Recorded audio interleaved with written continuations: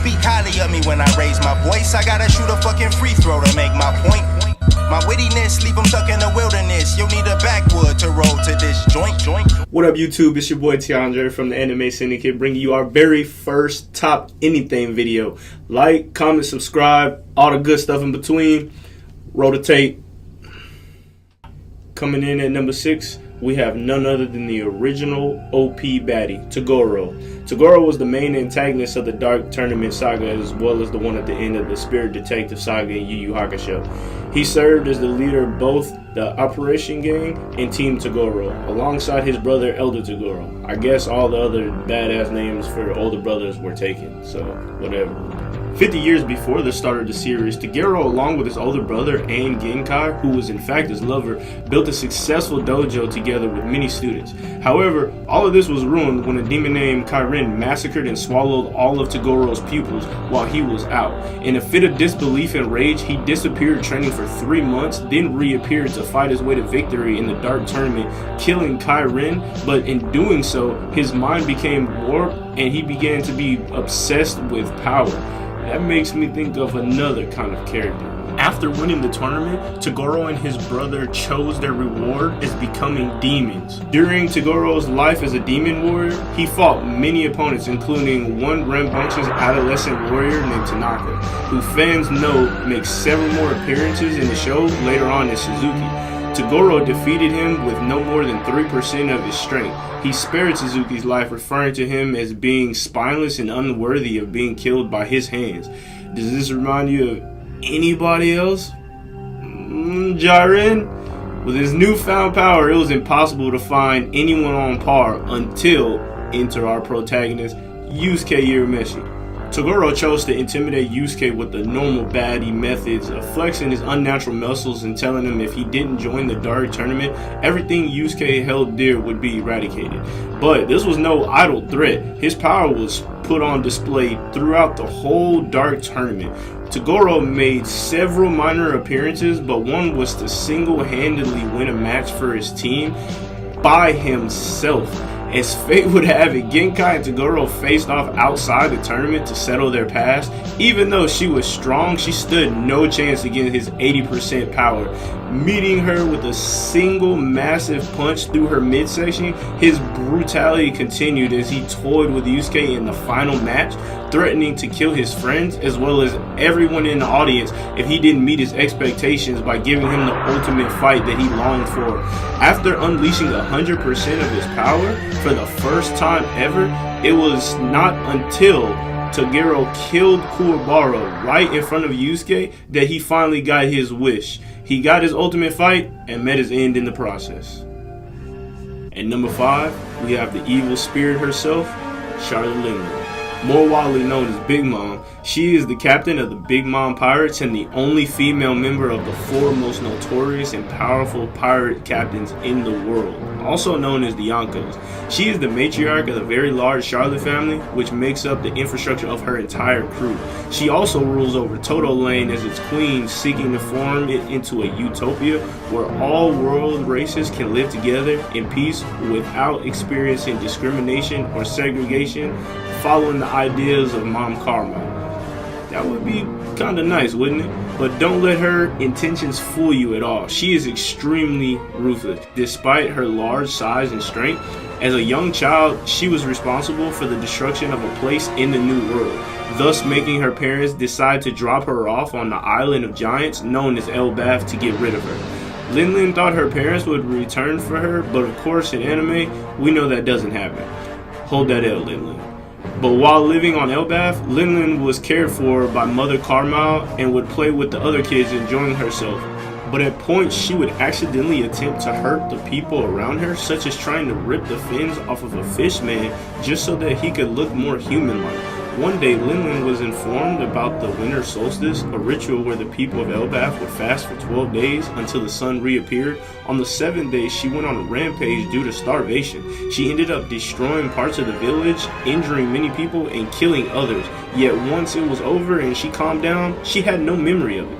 Because of this, Carmel decided to set up a new place for her and the children on a new island where they could all live together.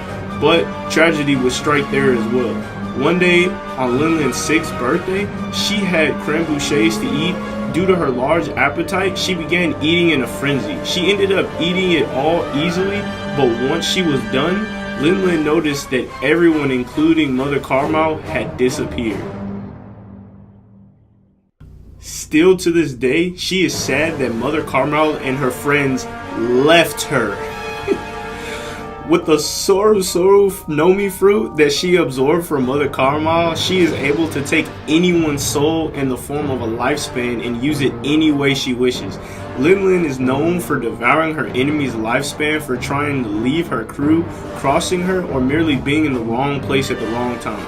And it seems like being around her at all seems like the wrong time. At number 4, we have the spider demon himself, Naraku. Naraku was born from the human Onigumo and various other demons, and he was the primary antagonist of the Inuyasha series. Onigumo was a bandit who underwent a tragedy, ending in his body never being able to be moved again. By fate or luck, Kikyo found Onigumo and healed him back to being able to speak. Over time, he fell in love with her, but knew it could never be due to his body and her already being in love with another. He then bargained his soul to demons in order to claim what he lusted for. The demon he became was directly responsible for the death of Kikyo and the seal placed on Inuyasha. Naraku desired the Shinoko no Tama, a jewel that would be able to grant him near invincibility should he acquire all the pieces of it. He desired the jewel to purge his half-human self from his body and enhance his strength even further. For 50 years after Kikyo's death, Naraku secretly plotted and waited for the Shikon jewel to reappear. During this time, he made an enemy of the monk Miyatsu, cursing his family lineage with the Kazana, also known as the wind tunnel, a black hole shaped on a person's palm. Once every year, the wind tunnel grew larger and the wind became more powerful until eventually it swallowed up the unfortunate wielder. Naraku did so simply just to ensure Miyatsu's bloodline would suffer for eternity. He is responsible for nearly all of the character's misery, including using the body of a feudal lord to kill the Demon Slayer leader's son Kohaku. He then used Kohaku's body to wipe out the best demon hunters in the village on some Itachi Uchiha shit, including his father while injuring his sister Sango, forcing her and the guards to kill him only for Naraku to resurrect Kohaku, using him as a puppet to harass Inuyasha's group for the rest of the series. Naraku gained the ability to create incarnates of himself from his body. He first created a demon that represented the void and named her Kana. Naraku gifted her with a mirror that was made from his own body, which could swallow souls, reflect attacks, and become a walking voodoo doll that could copy enemy powers. Ridiculous. As Kana was unfit for combat usage, Naraku created a second detachment named the Wind Sorcerer Kagura. Naraku removed the hearts of both his incarnates so that he could squeeze them to death if they ever disobeyed him. Close to the end of the story, Naraku appeared before Kagura, offering her heart back to her as a reward for her services. No sooner than when he returned it, Naraku pumped his famous, highly corrosive, poisonous purple miasma into Kagura, so her freedom would be painfully short-lived. Naraku later finally gained all the Shikon jewel shards and made the Shikon no Tama whole again, which resulted in Naraku transforming into a full spider demon shortly after he was defeated by our hero. At number 3, we have the Pink Menace himself, Majin Buu. As many already know, Majin Buu has many forms and was released from his seal with magic by the wizard Bibidi. However, the form known as Kid Buu is actually his original and thought to be most powerful due to him having no conscience and wanting to cause nothing but destruction. Bibidi released Buu with ambitions of conquering, you guessed it, the universe. Gods known as the Kais, including the North, South, East, West, and Grand Supreme Kai, stood between him and his dream. Kid Buu took this challenge head on, making quick work of both the North and West Kais, but struggled with the South Kai. It is said that they were on equal fighting terms, and Buu had to resort to absorbing him, transforming into Mega Buu as he moved on to eliminate the Eastern Kai, better known as the Supreme Kai that we all know. But before Buu had his way, the Grand Supreme Kai stepped in and was absorbed by Mega Buu, transforming him into what we know as Fat Buu. With his new gullible personality, Bibidi sealed him back up, leaving him on Earth until Bibidi, the son of Babidi, released him. After being released, he proceeded to lay the smackdown on the most disrespected and useless Saiyan created, but only after the Cell Saga. They did my boy wrong. Anyway, Goku had to make a trip back to the living world just to slow down Buu's rampage, killing Bibidi in the process. Goku succeeds as always, buying time while Fat Buu had a run-in with Mr. Satan aka Hercule, who befriends Buu, but an unfortunate event occurs where Hercule is shot and killed, causing Buu to become so angry he physically removes the evil part of himself. Now this is where the fun starts, because this is not a transformation but an actual split. So what else would good and evil do when face to face? They fight to the death. Evil Buu wins, turning good Buu into chocolate, eating him, then transforming into the one and only Super Buu, who now with the ability to sense energy makes his way to Kami's lookout, where the Z Fighters are taking refuge. Instead of waiting for a challenge, Super Buu begins a human extinction attack, eliminating the entire population of Earth, except the ones already at the lookout. Piccolo eventually agrees to take him to Trunks and Goten, but tells him to wait an hour. During this time, Chi-Chi takes it upon her badass self to go give Buu a piece of her mind, slapping him for killing Gohan. And his response? Turning her into an egg, killing her. He eventually grows tired of waiting, smashing the hourglass, forcing Piccolo to take him to Gotenks so that they could fight. Although Gotenks reduces Super Buu to pretty much nothing, it wasn't enough due to his ridiculous regenerating powers. Piccolo then decided to blow up the entrance of the hyperbolic time chamber, trapping them all inside. Disheartened that he will forever be without any treats, Buu begins to yell at the top of his lungs, opening up a freaking portal leading out of the hyperbolic time chamber. Once out, he began turning the rest of the survivors on the lookout into candy, devouring them all. He continued absorbing and eating until good Buu was ripped out of him, reverting him back to his original form, where he then blew up the planet as his welcome back gift to himself. After regenerating, blowing up himself in the explosion, he then transported to many other planets, killing anyone who wasn't the Saiyans that he was looking for, hunting down Goku and Vegeta until he met them in Kai's world. But once he found them, it began a classic fight for survival where good prevailed. Now, this guy could have easily been number one. Meruem. In a world filled with monsters and beasts, there can only be one king. The most powerful offspring of the Chimera Ant Queen served as the main antagonist of the Chimera Ant arc. The Chimera Ant is already an OP species. Every generation slowly but surely evolves into a greater predator because everything that the queen ingests is used as the power source for the next generation of ants, making those ants a more dominant species than whatever was ingested to birth them. Because of this, the threat of them is incredibly magnified due to not only eating mere humans, but the queen began to devour humans with Nin, essentially making the ants naturally higher on the food chain than humanity. What the f***? Now taking all of that in, Meruem literally forced his way out of his host, telling her to shut up when she insisted that it wasn't time for him to come out yet. Notice I said host, not mother, because he gave zero f***s about this.